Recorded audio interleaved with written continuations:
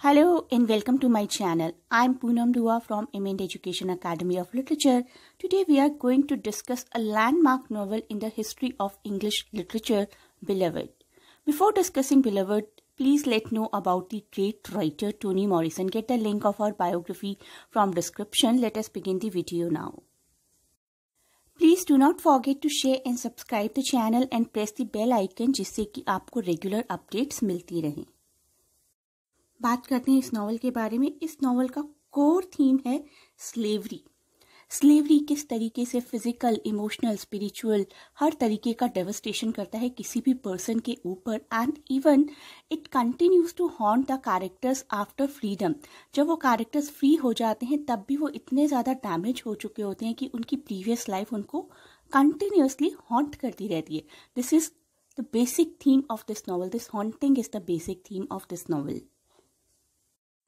इस नॉवल की स्टोरी का इंस्पिरेशन लिया गया है एक ट्रू स्टोरी से. True story of a black slave women जिसका नाम था Margaret Garner.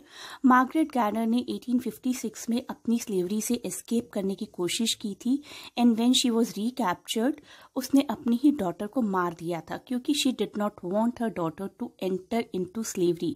May be slaveries में क्या क्या एक्सप्लॉयटेशन होती है, शी हैड सीन दैट, और अपनी डॉटर को वो नहीं चाहती थी कि स्लेवरी में एंटर करे. शायद डेथ उनको ज़्यादा ईजी लगी.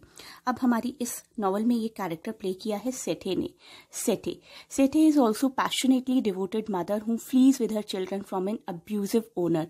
तो एक अब्यूजिव ओनर से सेठे भी भागती हैं, एस्केप करने की कोशिश करती हैं, उनको भी कैच कर लिया जाता है, and she too tries to kill her children to keep them from slavery. उनके 4 बच्चे हैं, उनको वो मारने की कोशिश करती है लेकिन सिर्फ अपनी 2 years की एक डॉटर को मार पाती है. और जब सेठे का वो ऑनर, स्लेव्स का ऑनर देखता है कि सेठे ने अपनी ही डॉटर को मार दिया, ही कंसीडर्स हर क्रेजी. कहते ये तो क्रेजी वुमेन है, and he decides not to take her back into slavery. अब जानते हैं अपने नॉवल के कुछ कैरेक्टर्स को. सेठे, इनके बारे में पहले ही बात कर चुकी हूँ. Sethe a female protagonist of the novel. एक स्लेव है ये ऑन द प्लांटेशन जिसका नाम है स्वीट होम. प्लांटेशन का नाम आप लोग अच्छे से याद रखिए, स्वीट होम. स्वीट होम नाम सुनकर कैसा लगता है? When you first here the name sweet home you think of a place of safety, warmth and comfort. However it is just the opposite of this. It is the place of abuse and suffering for many slaves. ये सब यहाँ के slaves हैं, तो काफ़ी slaves के लिए तो ये सफरिंग का ही प्लेस है, including the main character Sethe. This is where terrible things happen such as rape and beating, and these rapes and these beatings would later shape Sethe's character and the person she would become. किस तरीके से वो इन सब चीज़ों से escape करती है, वहाँ से भागती है, अपनी एक इंडिविजुअल फ्री लाइफ क्रिएट करती है, अपना एक कैरेक्टर मेंटेन करती है. That is the ongoing theme of this novel. आप जानते हैं इन सब कैरेक्टर्स को जो कि स्लेव हैं. Paul A, Paul D, Paul F, Sixo and Halle. There are other slaves. इन स्लेव्स की मैंने अभी आपको नाम बताया, और इन सब के ऑनर है mister Garner. He is the owner of the plantation. The owner, Mr. Garner, is a comparatively generous man, so the slaves enjoy somewhat stable life. तो ये slaves कुछ खास परेशान नहीं है, but unfortunately, Mr. Garner dies and the sweet home is taken by a school teacher. इसको school teacher से ही refer किया गया, who is brother-in-law of Mr. Garner. Out of these characters, out of these slaves, Sethe is married to Hele. और अब बात करते हैं new master. School teacher से रेफर किया जाता है जिसको. The new master turns up to be a cruel, very brutal man who treats all his slaves as animals, and their life starts to worsen, so they decide to run away from this inhuman grip. अब देखते हैं उनके escape के दौरान क्या होता है. During their escape only Paul D and Sethe become successful to be safe, but the rest of the slaves are killed. तो बाकी कोई भी स्लेव जो है वो सक्सेसफुल नहीं होता भागने में. Only these 2, Sethe and Paul D, remain alive. अब बात करते हैं सेठे और उनके एस्केप से रिलेटेड डिफिकल्टीज के बारे में. सेठे के ऑलरेडी 3 बच्चे हैं, bugler, Howard and beloved and Denver. She is pregnant with this child. Sethe was pregnant with a 4th child, and it was difficult for her to run away with her kids. So she decides to send them to her mother in law, अपनी mother in law के पास इन बच्चों को भेज देती हैं, 3 बच्चों को बेबी सक्स के पास. She is help by a white women to give birth to her 4th child. तो 4th चाइल्ड के बर्थ के टाइम में उनको काफ़ी हेल्प मिलती है एक वाइट वीमेन से. She is help to reach to her mother in law Baby Suggs and reunited with her 3 children. और बच्चे को नाम दिया जाता है डेनवर. अभी सेठे के एस्केप को 28 दिन ही बीते हुए होते हैं कि the school teacher comes to fetch her on the basis of fugitive law. So after 28 days of freedom Sethe के सारे ड्रीम्स शैटर हो जाते हैं. It is a shock for her and her dreams to live in peace and to raise her children in a free state are shattered. तो वो अपने सभी बच्चों को जंगल की तरफ लेकर चल पड़ती हैं. She takes all her children to the woods and intends to kill them all and commit suicide. तो उनको लगता है कि स्लेवरी की लाइफ जीने से तो बेहतर है कि मैं अपने सभी बच्चों को मार दूं और खुद भी सुसाइड कर लूं. She thinks that to die is better and full of dignity than to live in slavery and to let her daughters be sexually abused.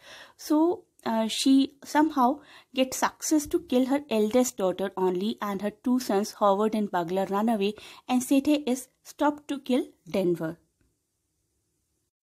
So now what happens कि सेठे की जो डॉटर थी 2 years old daughter Beloved, only her 2 years old daughter dies and the school teacher, believing that Sethe is a crazy woman, decides not to take her back.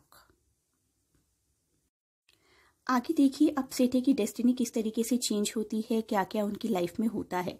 Sethe has Beloved inscribed on her daughter's tombstone. वो अपनी daughter के tombstone पर beloved inscribe करवाती हैं.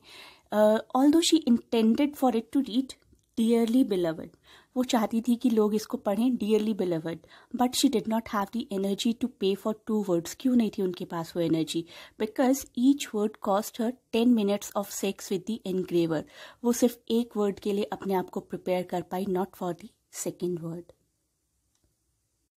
इन slaves ने कितनी बुरी life जी है ये देखकर बहुत ही दुख होता है कि एक टाइम पर slavery was not a crime.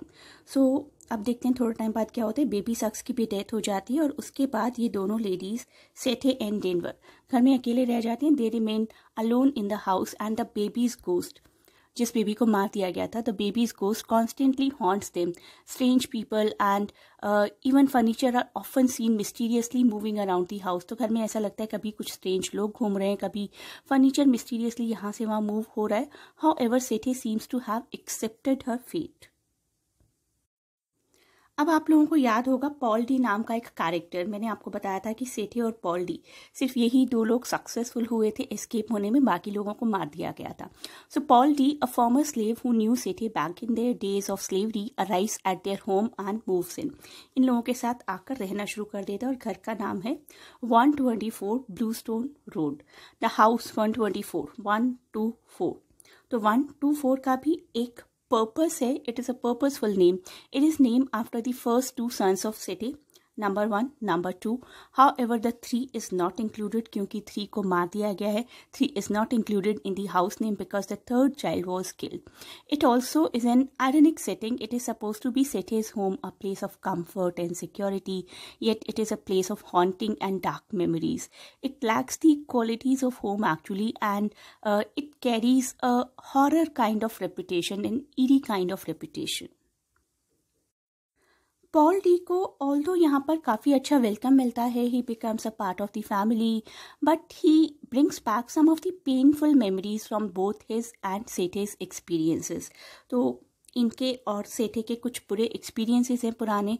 वो एक्सपीरियंसेस, वो यादें, वो मेमोरीज, वो सब भी वापस आ जाते हैं इनके आने के साथ. हाउएवर डेनवर जो है वो थोड़ी जेलस हो जाती है. She grows jealous of the love and attention Sethe offers this person.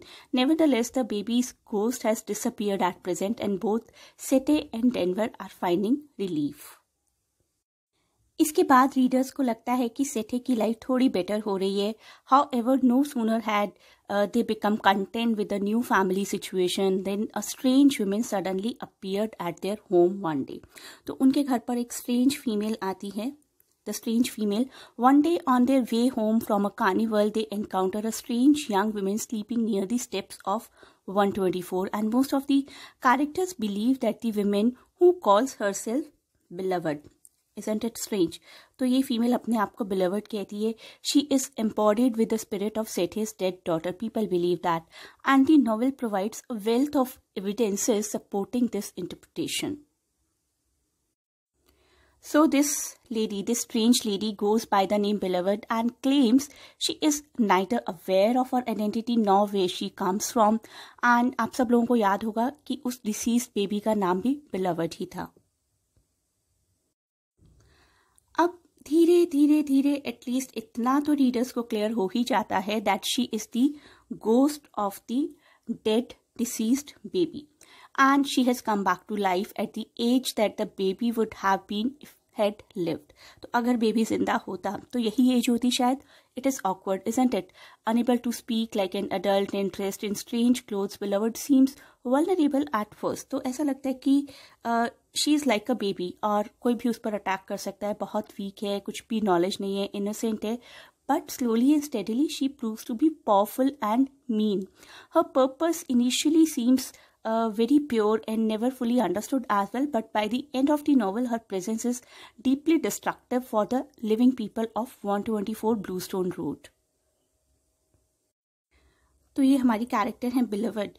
She hates Paul D and always tried to divide these two people, divide Sethe from Paul, and Paul D eventually leaves when he learns that Sethe murdered her own child.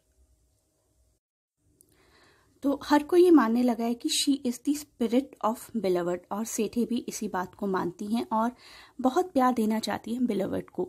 उनको पता है कि उन्होंने अपनी daughter को मारा था. She tries to make compensation for the past, लेकिन ऐसा लगता है कि ये गर्ल जो है ना बहुत ग्रीडी होती जा रही है. The ghost does not forgive Sethe for her actions and Beloved settles into the house like a parasite. ऐसा लगता है कि बिलवर्ड अपनी सारी पावर्स के साथ इस हाउस में सेटल होना चाहती है. Day by day she is getting stronger and Sethe is getting weaker.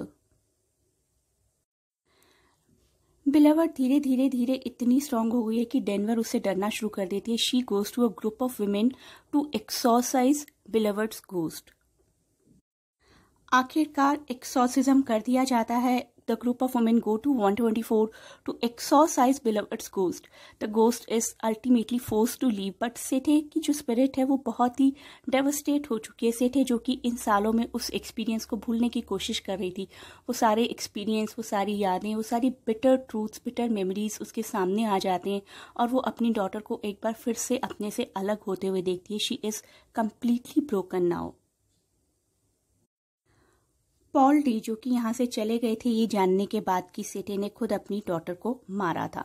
He returns to her wanting to help Sethe heal herself and Denver, Paul D and Sethe. तो ये तीनों लोग अब एक साथ मिलकर रहना शुरू कर देते हैं in a house where they learn to deal with a painful past while focusing on the future. अब देखते हैं इस नॉवल का बेसिक थीम क्या रहा. The novel very effectively conveys the brutality and dehumanization that occurred under slavery, putting Sethe's act in context without necessarily condemning or excusing it.